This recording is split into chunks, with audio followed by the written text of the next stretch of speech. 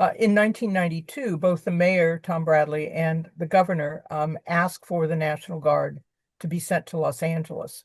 And it was by President George H.W. Bush. As you pointed out, this is very different. And a couple of people have asked more about the status of the National Guard. As I understand, some of them who are specifically assigned to firefighting duties have been returned to those duties with President Trump's consent.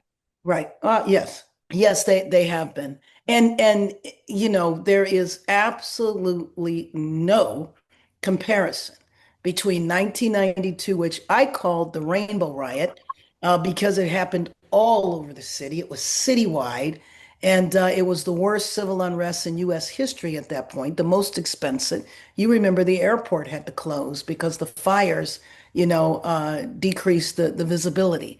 You are talking about maybe 2 square miles out of 500 square miles. So it is extremely important that we do not characterize this in any way, shape, or form. I would characterize it as the melee that happens after a Lakers championship and a little more.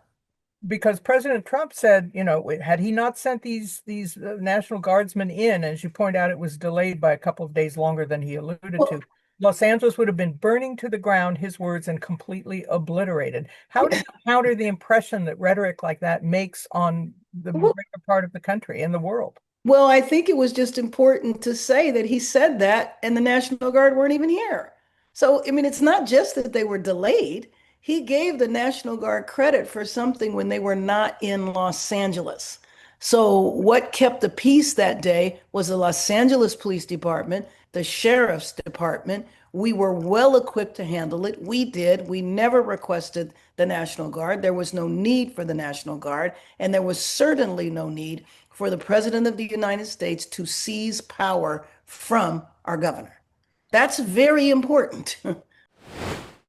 Next week, as you can see, on July 9th, Madeline Brand will be talking with journalist E.J. Dion about progressives and moderates uniting to save our country. We, of course, will invite your questions and your viewership then. And we thank all of you from across the country and around the world who've been able to join us this evening. I'm Pat Morris, and thank you so much.